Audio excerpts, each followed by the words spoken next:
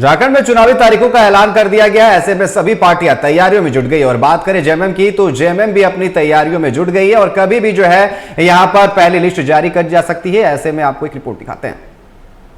झारखंड में विधानसभा चुनाव की घंटी या कह सकते हैं चुनावी बिगुल बजने के बाद सियासी पार्टियां चुनावी रणनीति तैयार करने लगी है। ऐसे में भारतीय जनता पार्टी जहां अपनी रणनीति और तैयारी कर रही है, वहीं प्रमुख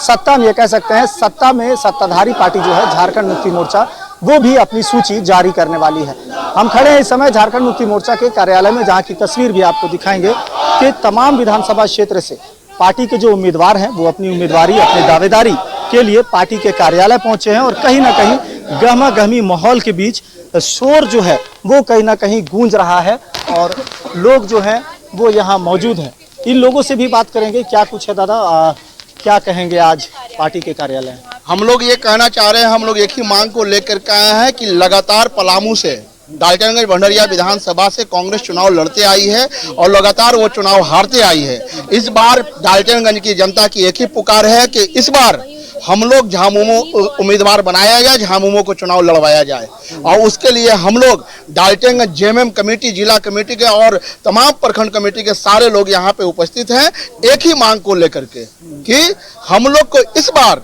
झामुमो उम्मीदवार डाल्टनगंज भंडरिया विधानसभा में चाहिए। हर बार चुनाव हारने के बावजूद भी उनको टिकट क्यों, जेएमएम को टिकट से लेकर आला कमान से क्यों नहीं बात करती है आप लोग से, शीर्ष के नेता से? बिल्कुल आपका कहना सही है, शीर्ष के नेता के पास भी हम लोग जाएंगे इस बात को लेकर के, इस मांग को लेकर के कि हम लोगों को जो है इस बार डाल्टनगंज भंडरिया विधानसभा से जेएमएम को उम्मीदवार बनाया जाए।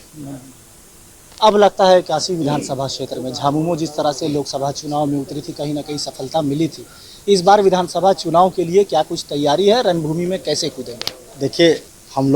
हम तो झारखंड मुक्ति मोर्चा जिला अध्यक्ष पलामू हैं और लगातार हम 93 से पार्टी में हैं और 12 वर्षों से लगातार हम जिला अध्यक्ष के पद पर हैं। उसके पहले हम बहुत सारे पद, युवा मोर्चा, छात्र मोर्चा, सभी पद हम संभाल चुके हैं, उपाध्यक्ष संभाल चुके हैं और लगातार हम पर लोगों ने विश्वास जताया कि भैया आप लगातार लोगों का काम करते हैं, लगातार ऑफिस में बैठते हैं और लगातार जनमानस के साथ साथ पार्टी के कार्यकर्ताओं का काम जबरदस्त तरीके से होता है। और माननीय आज हेमंत जी का जो आज माननीय मुख्यमंत्री हेमंत सोरेन जी का जो आज जन सैलाब है, आज जो उनको कार्यकर्ताओं में जोश है और जो वो काम किए जनमानस के लिए, चाहे युवाओं के लिए, चाहे छात्रों के लिए, चाहे महिला काम और जन सैलाब, तो वक्त आने पर पता चलेगा कि क्या कुछ है। महिलाओं का सम्मान की बात हो रही थी, महिला सम्मान योजना चाहे हो या फिर गोगो दीदी योजना हो, आधी आबादी क्या चाहती है, क्या होना चाहिए इस बार, क्या कमियां रह गई है जिन्हें दूर करने की जरूरत है इस बार झारखंड में? आधी आबादी चाह रही है, झारखंड की आधी आबादी चाह रही है कि झामुमो की सरकार, चूंकि मैया समान योजना से महिलाएं इतनी खुश हैं कि जो पहले से थोड़ा बहुत जो बीजेपी मैंडेट थी वो भी झामुमो में आ गई हैं और सारे लोग चाहती हैं कि इस बार झामुमो की सरकार रिपीट हो और इन लोगों को दिसंबर से 5वीं किस्त 2500 रुपया महीना मिले, ये सारी महिलाएं। बहरहाल तो झारखंड राज्य के 23 से 24 वर्षों बाद भी कई सरकारें आई, कई सरकारें गई, लेकिन अब भी जो मुद्दा झारखंड का रहा है, चाहे वो स्थानीय नियोजन नीति की बात करें, सरना धर्म कोड की बात करें, ये तमाम मुद्दे कहीं ना कहीं गौण नजर आए हैं। लेकिन इस बार सत्ता पर आसीन जो भी हो, शाह और मात के खेल में जीत किसे मिलती है, हार किसे मिलती है, ये तो देखने वाली बात होगी। लेकिन झारखंडियों का विकास, झारखंड राज्य का विकास कैसे हो सकता है, ये सियासी पार्टियां कैसे सोचती है, ये आने वाला समय बताएगा। सहयोगी परवीन के साथ मोइजुद्दीन, टीवी 45 रांची। और इस पर अधिक बात करने के लिए हमारे साथ लाइव जुड़ेंगे हम अपने संवाददाता मोइजुद्दीन के साथ। मोइजुद्दीन, जिस तरीके से तमाम राजनीतिक पार्टियां जो है अपनी दावेदारी पेश कर रही है, तमाम जो प्रत्याशी है वो इस बार अपनी दावेदारी पेश कर रही है, ऐसे में जेएमएम भी अब रेस में और जिस तरीके से पलामू के जो कार्यकर्ता है वो पहुंचे हुए थे, आखिर क्या कुछ माहौल देखने को मिल रहा है कार्यकर्ताओं में यहां पर?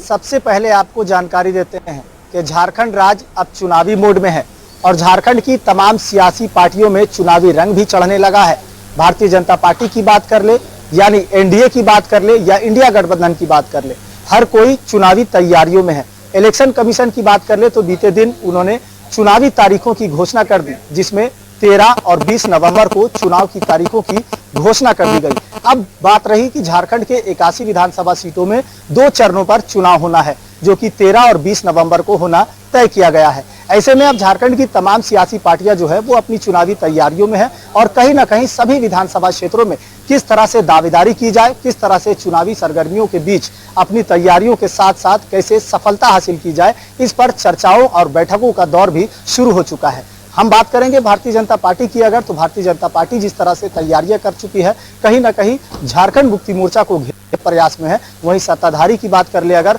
तो कह सकते हैं कि झारखंड मुक्ति मोर्चा जो कि महागठबंधन का नेतृत्व कर रहा है, ये भी अपनी ओर से पूरी तरह से कमर कसकर तैयार है, क्योंकि जिस तरह से लोकसभा चुनाव में इन्होंने जीत हासिल की थी, खासकर SC/ST सीटों पर, फिर से चाहती है कि विधानसभा सीटों पर भी कब्जा जमाया जाए। और कहीं ना कहीं झारखंड में विधानसभा चुनाव जो हो रहा है, इसे लेकर तैयारियां जो है अभी से ही युद्ध स्तर पर जी मोहिउद्दीन, बिल्कुल इस बार तो लोकसभा चुनाव में जहां पर जेएमएम छोटे भाई की भूमिका निभा रहा था, विधानसभा चुनाव की बात करें तो जेएमएम यहां पर बड़े भाई की भूमिका में। अब देखने वाली बात होगी कि क्या कुछ सीट शेयरिंग को निकल कर लेकर सामने आता है। फिलहाल आपका हमारे साथ जुड़ने के लिए और तमाम बातचीत करने के लिए आपका बहुत बहुत धन्यवाद।